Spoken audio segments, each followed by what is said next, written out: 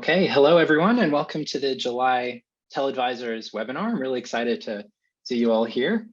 So yeah, I was going to say good morning because it's good morning here in WA. It's 10 o'clock, but of course I know a lot of you are joining us from the East Coast and also from New Zealand where it's already the afternoon. So good morning and good afternoon. Welcome everyone. My name is Anthony Tibbs. I'm a digital learning lead here at Edith Cowan University in WA, and I'm actually a new TELedvisors convener. I just joined in April to as sort of a rep here over in WA. So this is also my first webinar as host. Yeah. Okay. I do feel like a traitor. Okay. Yeah, but I'm hearing some other background there. Okay, and yeah, so welcome to our webinar called Enhancing Digital Equity, a Shift in Learning and Teaching Perspectives. So just a little bit of housekeeping before we start the presentation.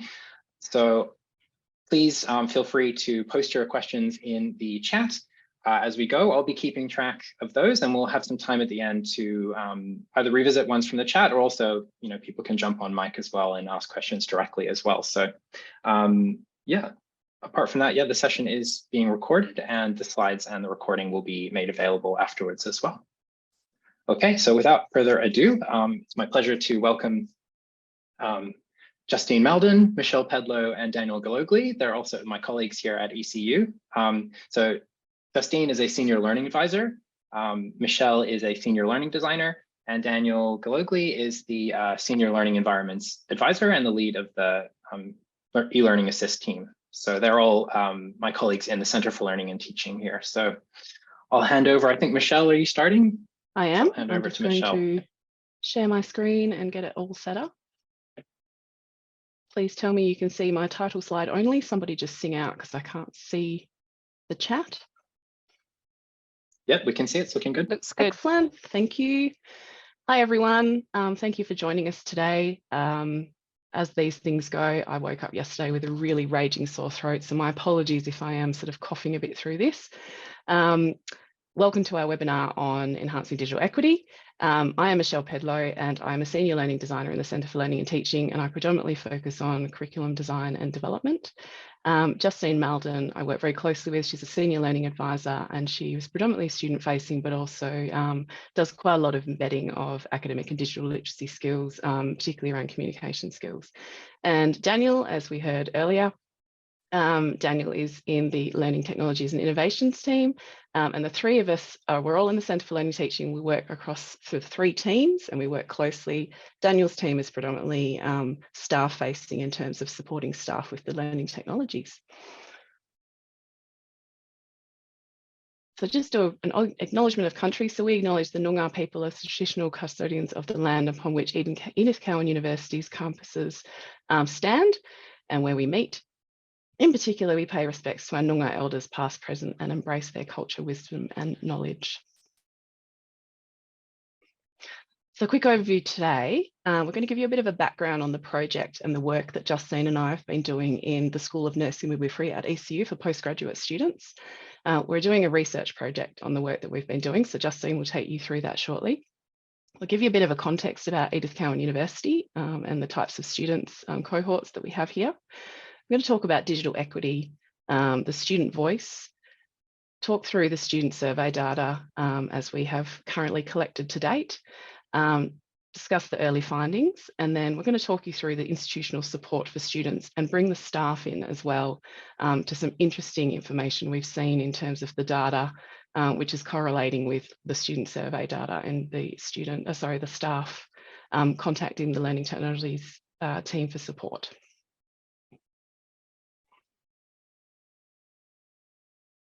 Justine. All right. Hi, everyone. So what was the background to us seeking to better understand our students' preparedness for their postgraduate studies in nursing midwifery? There's a general assumption that students have already developed essential academic skills and digital literacy prior to postgraduate study. However, working closely as a senior learning advisor with our students in workshops, assignment drop-ins, as well as in student feedback and assessments, it was becoming really clear that some of this quite diverse student cohort was lacking essential digital literacies, and this was impacting the development of their academic skills needed to study at AQF 8 or higher. So, of course, the pandemic forced learning experiences online, but for some equity groups and postgraduate students returning to study after a long while, they found the transition more challenging. And so, technology, digital literacy and equity were really proving to be a barrier for some students. So how could we help to provide better learning opportunities for all students? Michelle, if you change slides, in terms of the research project, thank you, in 2022, a lot of twos in there, we applied for ethics. We were very keen to get the project going. We were working also with the Director of Postgraduate Studies and now the ADTL.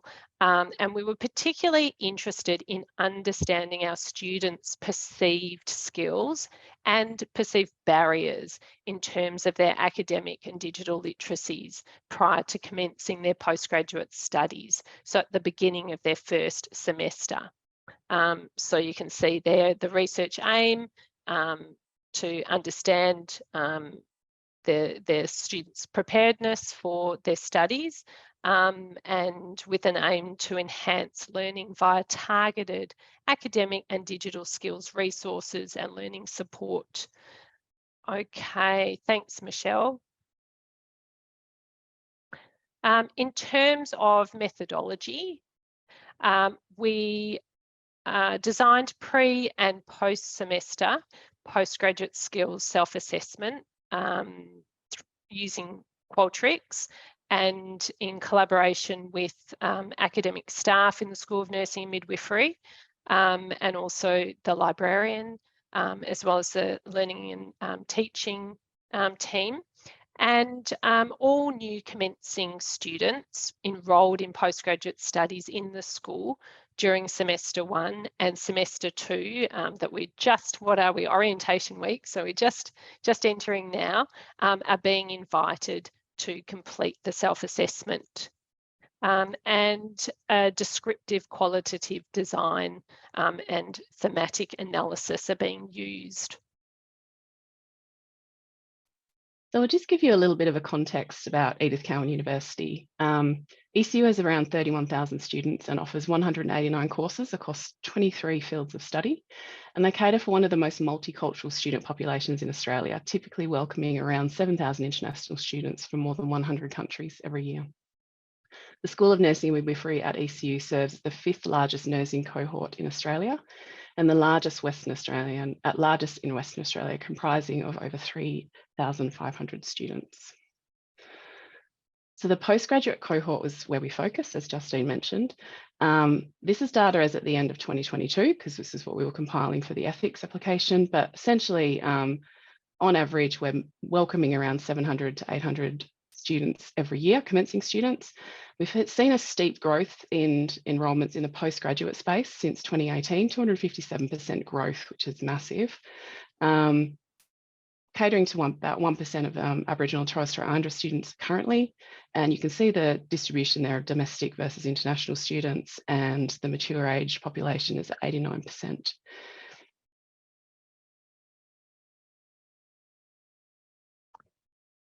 So furthermore, the published literature that we were looking at, including quite recently, Cookadell's national study of Australian postgraduate student experiences and anticipated employability from the student perspective, has indicated that many aspects of the postgraduate journey are not actually meeting the needs of students.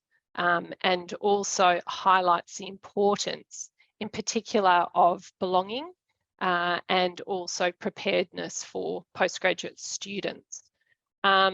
So, you know, in addition, we were, you know, becoming increasingly aware, in addition to reading about this, that the digital inequity was impacting some of our students' academic preparedness. So in 2020, ECU developed a digital literacy framework, and this has been one of the frameworks which we've been using to guide the work we've been doing in the school since then. We've also looked outwards in terms of to national and international digital equity inclusion sort of criteria and for definitions to ensure that we're all across the same understanding of what digital equity and inclusion means and covers. So I just want everybody to stop and think for a minute. Hopefully we've got some academic staff in here who are lecturing.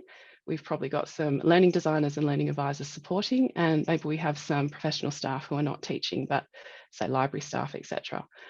This slide I wanted to put together just to sort of show you the types of things that we're expecting students to sort of be across and ready in that first semester of study. And there's quite a lot. And it's not only for the students to be ready and prepared, but also the staff need to be well across this and well equipped as well to be able to support the students. And this is just thinking about it before we've even thought about the content. So it's everything around the content which really supports and captures and hopefully better enables students to digest that content. And again, if we zoom out here, this little image was something we prepared for a poster presentation we did for ASCALI in 2021. What it's showing is that towards the left, we've got institutional level support already happening at the university. So students can access a whole range across this sort of, across the university of support tools or access to workshops, things like that. But we also wanted to give some more targeted support at the school level. So that's over on the right there, where Justine and I have been working to build and design and create sort of a suite of resources, some that are sort of add-ons to units, but also some that are embedded and working with staff. And we will be talking about that a little bit later on. But this just gives you a picture of the types of things that ECU as a university they're really well equipped to support students, and they're really meeting the needs of the type of students that we're having come to the university. And then Justine and I are coming in and really supporting the types of students that we're getting to come through the school as well.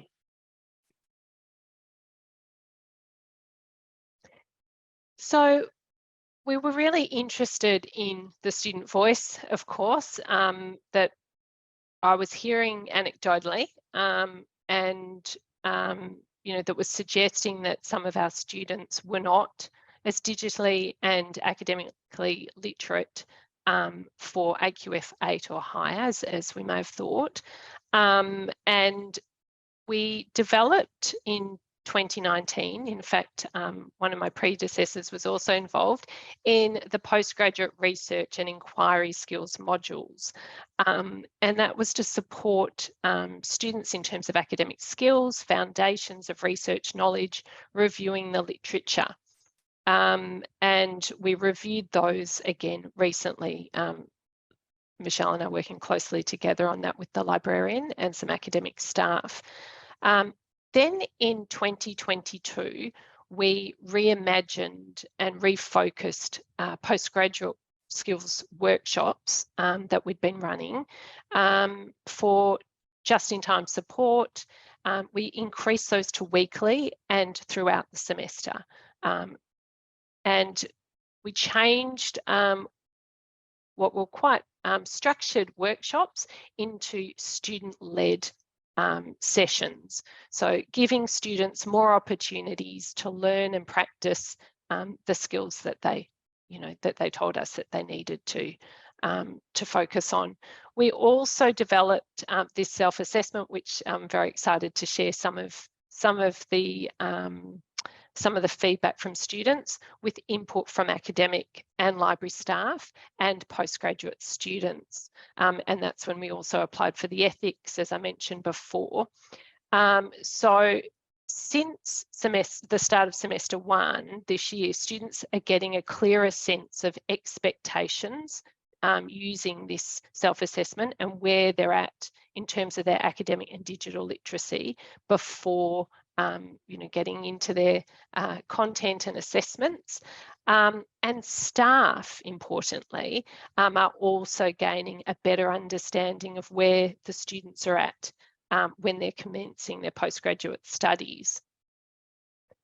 So the self-assessment invites commencing students to reflect on and evaluate their confidence using software and technologies, including, for example, the LMS, basic computer skills, as well as finding information. So being nursing midwifery, using health databases, for example, finding journal articles, using a university library catalogue, and importantly, academic skills, including academic integrity. So there's a pre and post semester self-assessment using Qualtrics. There's 7 questions, 6 like-it questions with a 3-point scale, open-ended question, and to date, 85 students completed the pre-semester self-assessment, and we're currently that's what I'm going to share with you today, and that we're currently in the process of analysing the post-semester self-assessment. So in terms of confidence with using software and technologies, we were a little surprised that 47% of students said that they need more practice or to get help using Microsoft Office Suite. 63% said that they need more practice navigating the LMS. In terms of cloud-based servers, 76% don't feel confident or perhaps need help accessing and using cloud-based servers. And what was really interesting for me was in terms of Turnitin, 64% don't feel confident reading the Turnitin originality and similarity reports. And of course, there's a really important link there with maintaining academic integrity and by understanding how to interpret their own originality reports. So that was quite an important insight for us.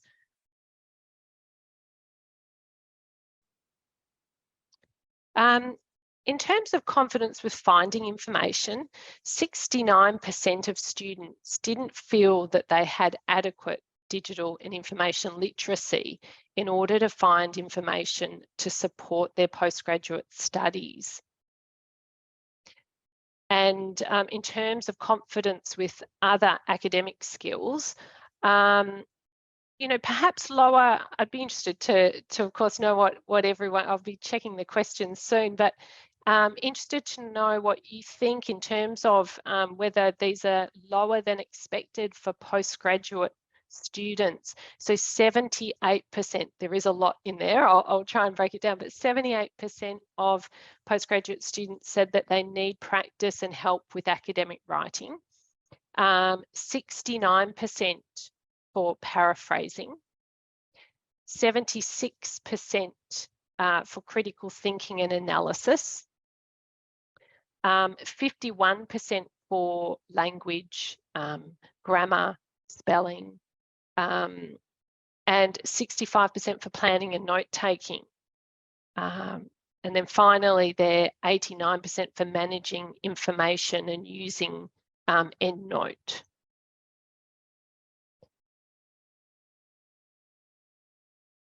In terms of confidence with academic integrity, students, and this was, probably the most valuable insight for me was this area, that students largely believe that they act with integrity and avoid plagiarism and academic misconduct. However, they don't appear to be making the connection that acting with academic integrity and avoiding plagiarism and academic misconduct requires confidence with paraphrasing with paraphrasing skills and also referencing accurately.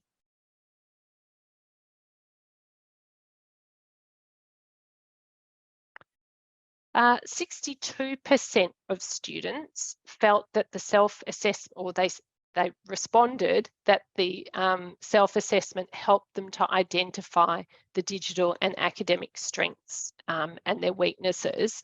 And you can see that there were a number who didn't respond to that question. But we hope that the use of the self-assessment will help address digital inequity in this quite diverse cohort of commencing postgraduate students at the start of semester, leading them to access the supports that are available at ECU, of which there are many and many resources. So I'm going to talk through the findings sort of in summary in a moment, but as I mentioned earlier, Justine and I have been gradually sort of working towards building supports for students in the school since 2020. And you can see there what we started with, and then we started adding, you know, bits and pieces to the suite as we were going. That was in 2022, and this is currently where we're at in 2023.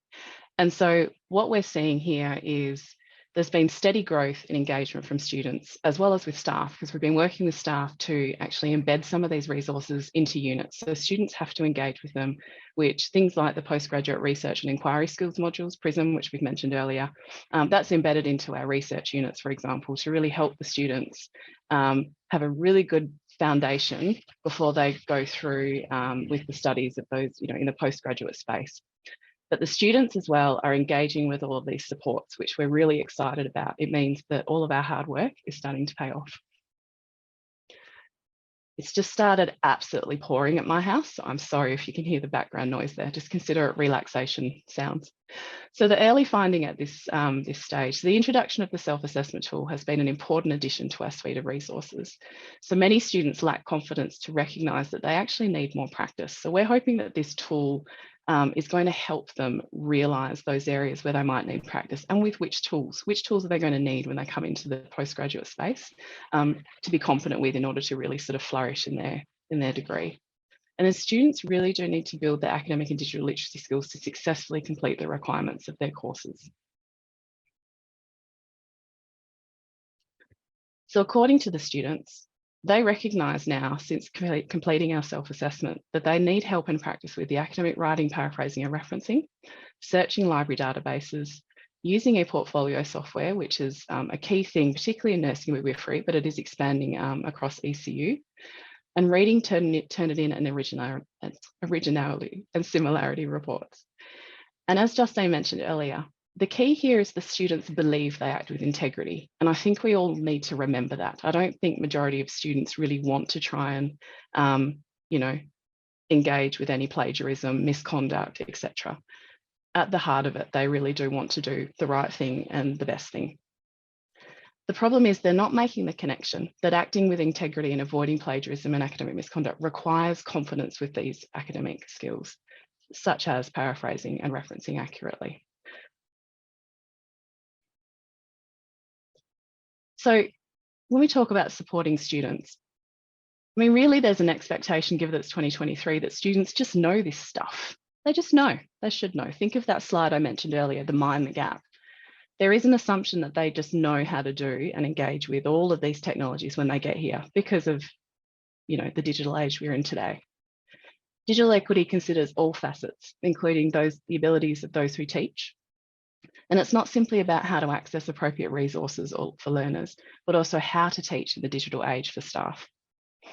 We must work to ensure that pedagogy, curricula and assessment are designed and delivered to engage students in learning that is meaningful, relevant and accessible for all.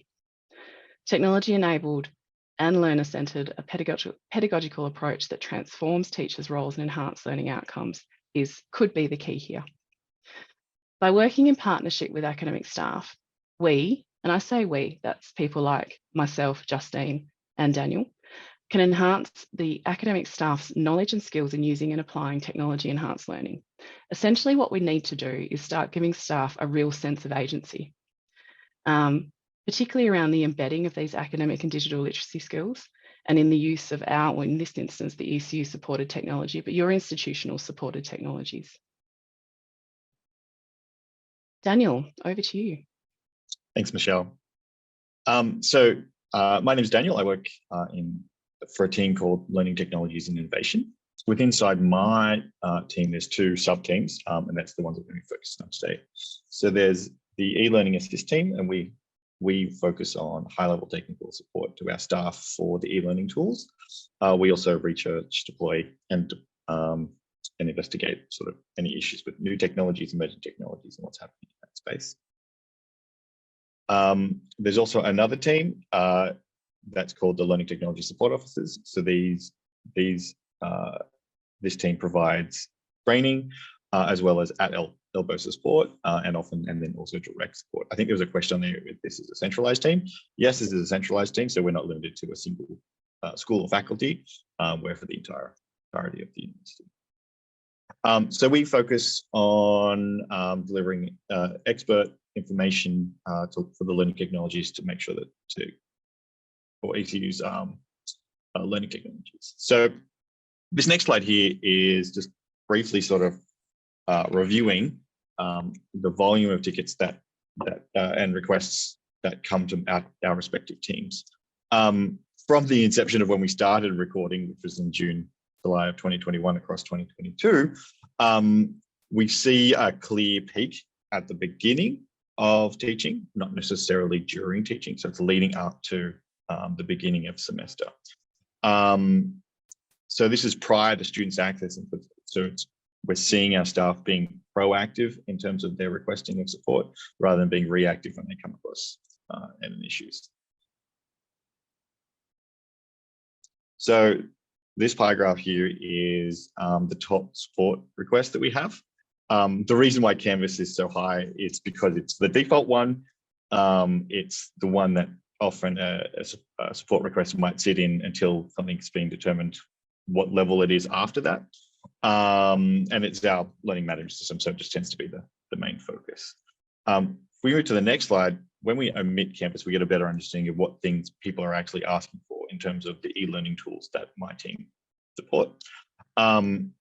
So the main ones for us here is the marks recording. Oh, sorry. Yeah. The main one here is for our marks recording system. So this is for getting grades and final marks out of Canvas and into our student information system for final approval.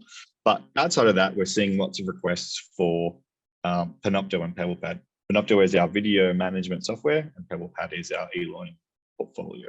So seeing high volumes of people requesting for assistance with those tools. These tools often require more support because of the infrequency in which staff tend to use them. They're usually in terms of setup. So I need help setting these things up. I'm not familiar with this. I need to return an upskill on these types of things. So that's where we see a lot of those support requests coming through.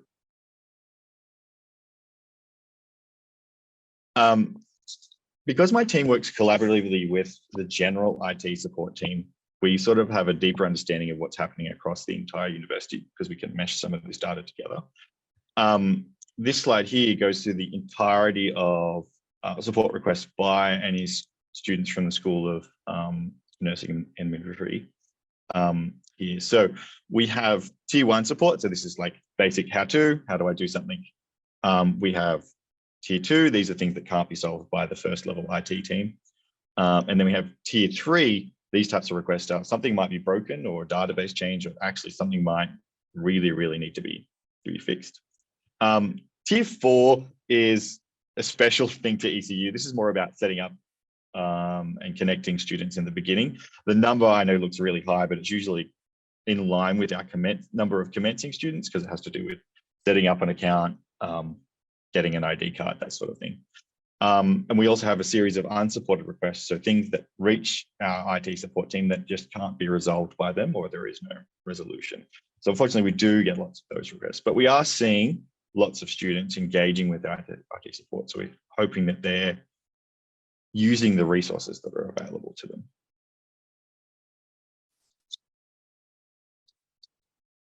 we were able to then figure out the top type of requests that are coming through from the School of Nursing and Midwifery staff.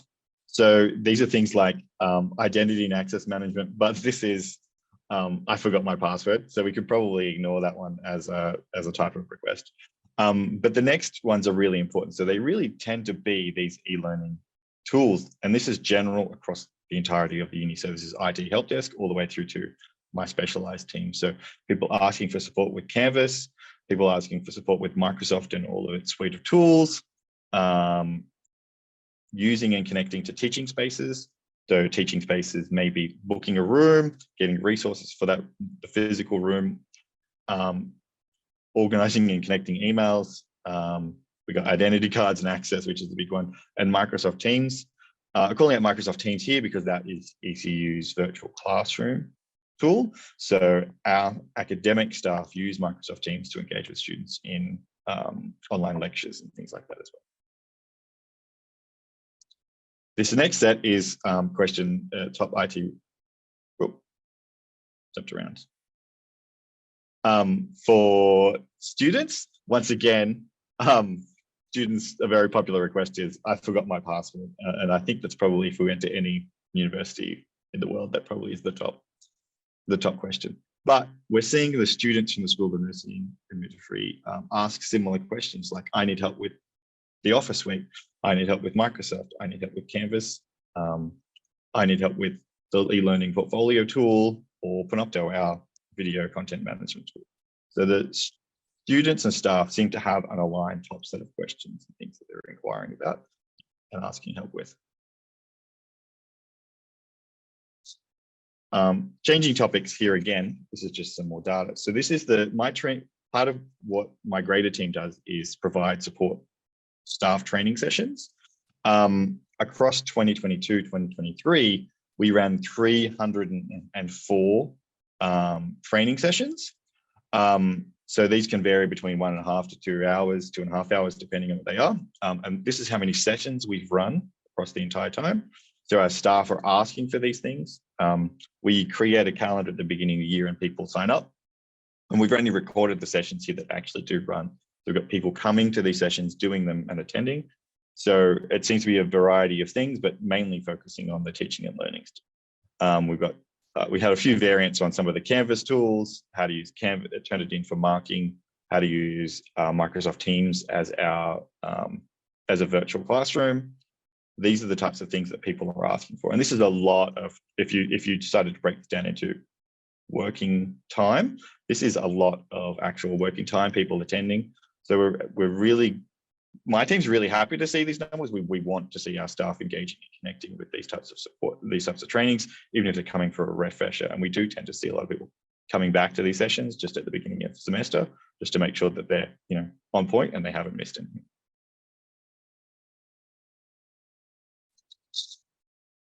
Now I'm going to talk about our support portals. We have two distinct support portals. We have a staff and a student support portal.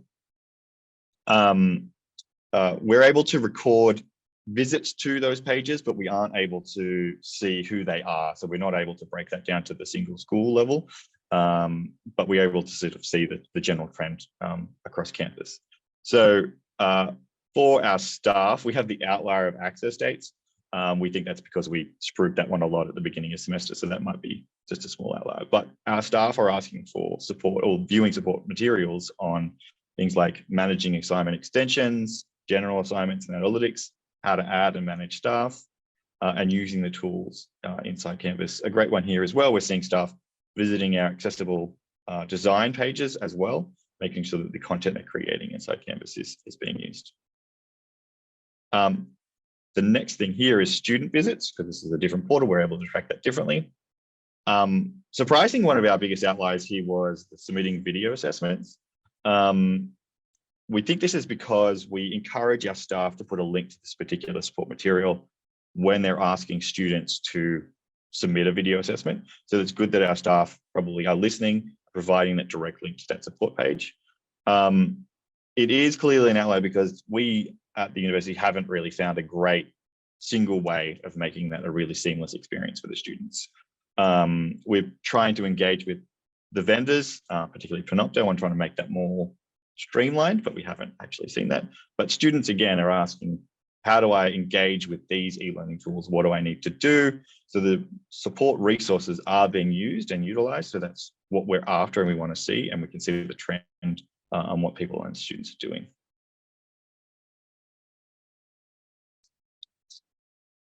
So from here, it's kind of, what is this data telling you? So we believe that this data indicates that staff are utilizing the support teams that we've got, whether that's, asynchronous or the at-elbow support that they're able to get. But we're not, this may indicate a lack of confidence in using the tools. It might be a confidence in access to support materials and resources, but a lack of confidence in the actual tools themselves. We also seem to see that staff seem to be comfortable using the technologies, but not necessarily supporting their students using those technologies. For example, they might be comfortable creating a Turnitin assessment for their students and setting the due dates. But when their students come to them with questions around that sort of thing, they're not very confident in providing that support to their students on that next level. One of the things that we're taking away from that as well is we plan to run some technology themed training sessions, basically around how do I help my students with, for example, PebblePad or Turnitin and other tools. So instead of our training sessions being how do I use this, it's how do I support my students using this. These could be things around making sure the instructions are clear, basic questions that students come to, or even just making sure the students know where to get support and promote that help-seeking behavior and make it a scalable solution for us here at ECU. Another outcome we've done is we've directly engaged with the PebblePad vendor to create a PebblePad support committee. We're trying to meet monthly, and we've recognized that both staff and students need help with PebblePad. There's lots of different types of PebblePad support depending on the type of students. Like a postgraduate student, for example, might need a different style of support using PebblePad than our undergraduate students. We have placement students in the School of Nursing and Midwifery who need to do certain tasks within inside PebblePad that is completely independent of what someone else might be doing. So the type of support needs to be specialized. So we meet regularly. We're trying to see the gaps. We're trying to make sure that between us, the vendor, the support materials between my team, general IT, the vendors, and what we can provide to our staff is streamlined. And we keep reviewing that process. So we're seeing it as an iterative process. We can keep filling those gaps and realigning ourselves. If this is sort of a successful committee, we'd hope to expand this type of model with our other vendors to make sure that our students and staff are supported accurately.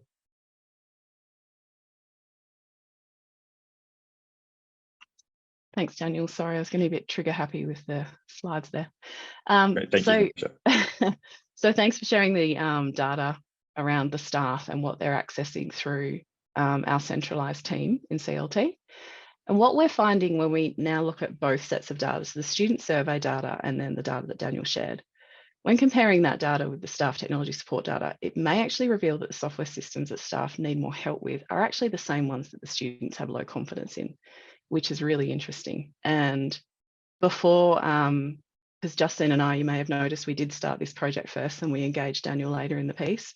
Justine and I had suspected that this might be the case, and we do feel like now that once we've gone through and pulled all of that information, that is actually what might be happening.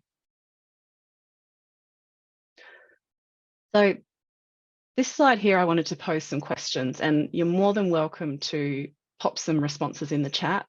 But this is what we're starting to wonder. Is the solution here, particularly with staff, as I mentioned earlier, is it building that sense of agency?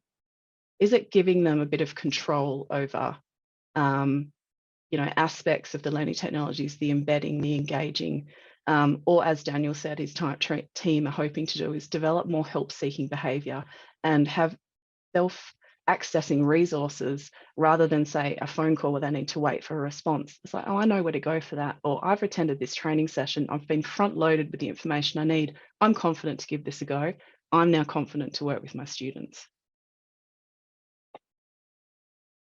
Could it be an important factor in the successful embedding of the learning technologies? So not just we're going to use this technology, or university, here you go, we're going to try this, off you go.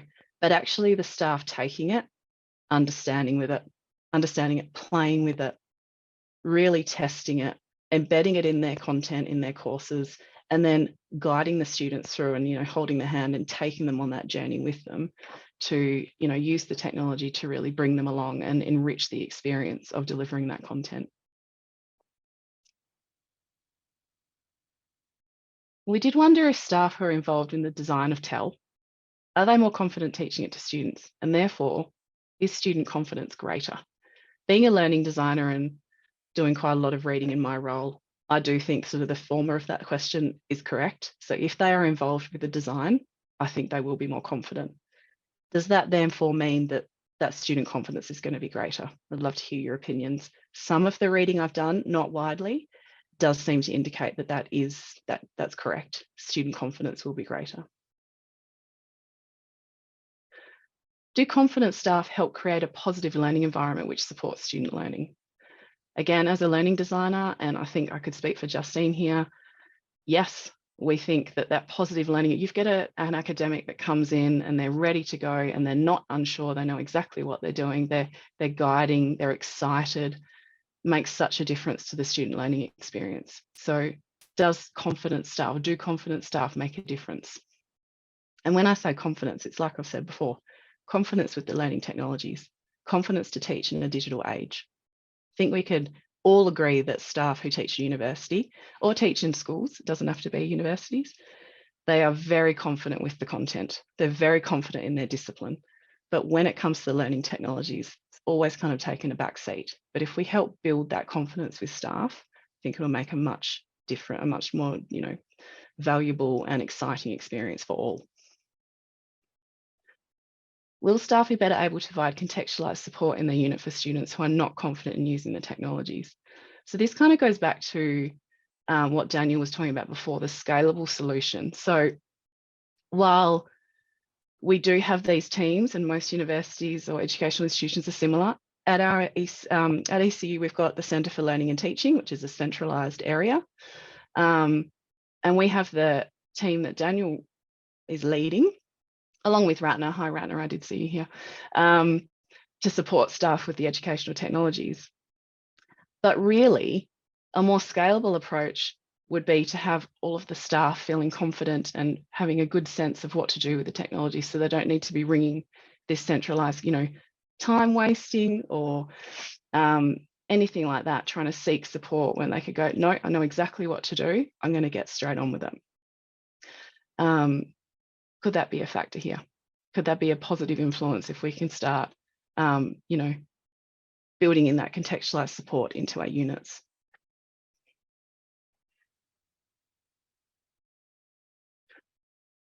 So just circling back to the research project that Justine and I are undertaking, the follow-up survey, the end of semester, as we mentioned earlier, the results are being analysed. And when we say follow-up survey, excuse me, the students who undertook, the 85 students who undertook the survey at the beginning of semester, those same students are contacted to gauge, whether or not their confidence has increased as a result of engaging with all of those resources that we've embedded and provided to those nursing students now, and everything that we've built along the way. Are they making a difference? With the explosion of generative AI across the sector, we went back to our student survey and ethics, and we've made amendments to seek a better understanding of students' perceived confidence with using the Gen AI tools such as ChatGPT. And we've asked specific questions around whether or not they're going to be engaging with it when preparing for their assessments, or to help, assist with their learning. So will they use it like a note-taking or a summarising type tool? The next iteration of the survey is currently underway for semester 2. Our semester has just started this week. And if you're interested, we're very keen to share the findings of this research early next year. Thank you. Well, thank you so much, Michelle, Justine, and Daniel, for that presentation. That was really interesting. Such a lot of fascinating data, really great work, and also really interesting provocations as well for the webinar participants. And I can see there's a lot of comments and questions that have come through So we do have, I have been keeping track of the questions, and I'm happy to read them on behalf of the participants. But if anyone would like to turn on their mic and ask the question themselves, that's also very welcome. So I might just pause for a second to see if anyone may be brave enough to do so.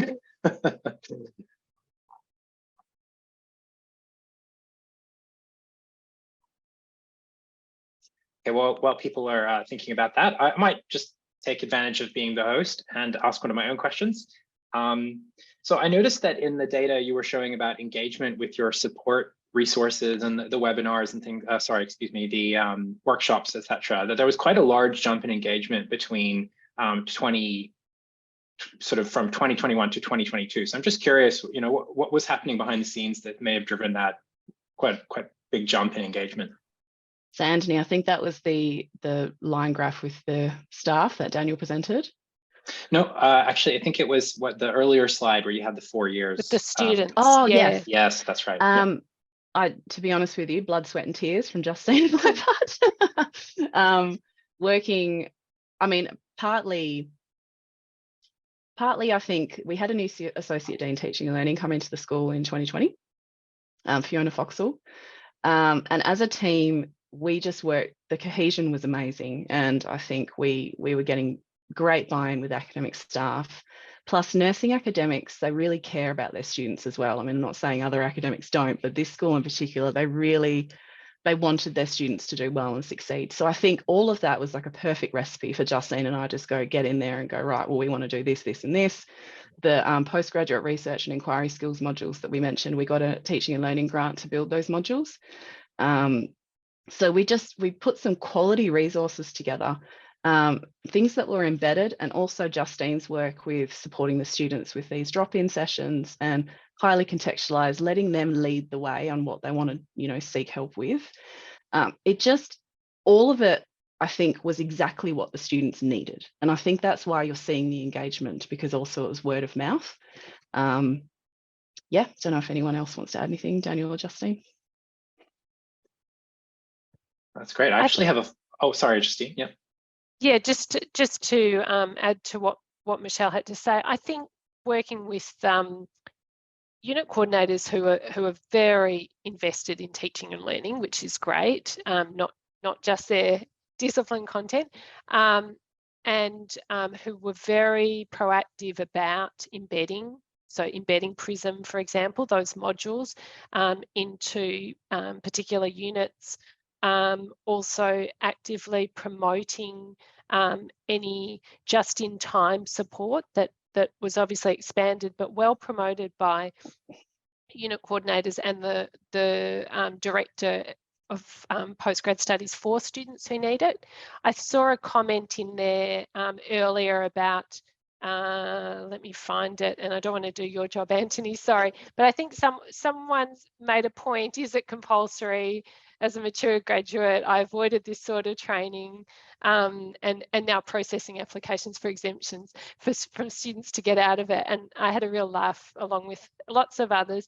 So in terms of doing the self-assessment, it is voluntary. So it's highly recommended and it's recommended by the Associate Dean Teaching and Learning, but it is optional. So we're pretty thrilled by the take up so far, seeing this is still, early days. But I think that this being a suite of both embedded resources that align with the assessments that they're already working on, that are in their weekly content, but also that just-in-time support, which we know a lot of our students, I know I wasn't perfect, my PhD supervisor would attest to that, they sometimes do leave things late, or if they've got prac and other conflicting, we know that they start their assessments when they need to or when they're ready to. So it is great to be able to meet them at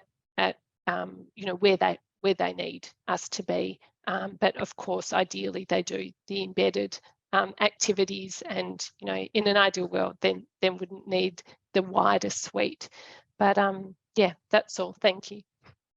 Thanks, Justine. I think you actually answered one of the follow-up questions, which was around the embed process. I think you shared a little bit about that. There's also a follow-up question from Colin, who was asking, to what extent do you think your move from Blackboard to Canvas has shaped your data on engagement? Of course, that we changed LMS right in this period that you're sharing data on. Daniel, I don't know if you want to answer that, but yes, I think that was the key thing. Yeah, go Daniel. I was going to say that too. We saw a massive uptick in training sessions. We were changing LMSs, but we'd been with Blackboard, I think 13, maybe even a little bit longer than 13 years. The general sort of consensus was that it was a clunky system that no one really wanted to engage with and do anything innovative with. What LMS we changed to, I don't know if that would have made a huge difference in terms of the engagement we're getting, but the fact that we made a change, we forced people to rethink what we're doing and start looking at the tools that were available to them. So I think it did make a big difference. So that was a good shakeout. Yeah, great. Thank you. I might move on to another question then. So we had one of the first questions got early on was, did you compare students' self-evaluation with their level of digital literacy with their actual skills? We haven't. It is anonymous in terms of what we're receiving. Michelle, did you want to speak any more to this? It's probably more about managing the students' expectations. Yes. As much as anything else, because I think, and I'm sure a lot of you would experience this, that students will perhaps enroll in a course, assume that they're probably at the right, at the I think until they receive their feedback on their first low stakes assessment, often that's the surprising moment for them of, oh, actually, I didn't realise that, especially doing something like, Masters of Nursing, they might not have realised that actually they need to develop their paraphrasing, paragraphing, searching library databases, any of those skills. We do have a very diverse cohort of postgrad students, as I'm sure a lot of you do, not just international students coming in, but also students who studied a very long time ago or are currently working and doing this part-time. So they're, I think, managing their expectations before they're really knee deep in discipline content can be really helpful for them. Of course, though, the embedding, and I can see, Anthony, are you happy for me to address that embedding question a bit later? Yeah, no, go ahead now if you like. Yeah, go for it. Yeah, so I think Colleen asked about the embedding process. So at ECU, there's a senior learning advisor and senior learning designer affiliated with each school, and we work very closely with the unit coordinators in terms of assignment instructions, for example. So, I'll work with them to check the clarity from the student perspective. So I bring in that kind of student lens. The senior learning designer clearly helps the unit coordinator design the assessment and meeting the learning outcomes for the unit and course. So we step right through from assessments to building learning activities as relevant. And this can also include, whether it's weekly learning activities or it might be linking to resources we've got a great academic skills at ECU, which, we often link to those resources. I saw a question about, are we helping students with to use generative AI? And Justine, before you jump off. Yeah, before you jump off that one, with the embedding, Colleen, it starts, it's really at the course level as well, and we're trying to scaffold the student skills across the course as well as build them into the unit. So we sort of zoom out, and then we're zooming back in again and working with the unit coordinators. In terms of the resources we talked about, some of these resources are not embedded. They're sort of as a complementary, students can access them complementary to the unit.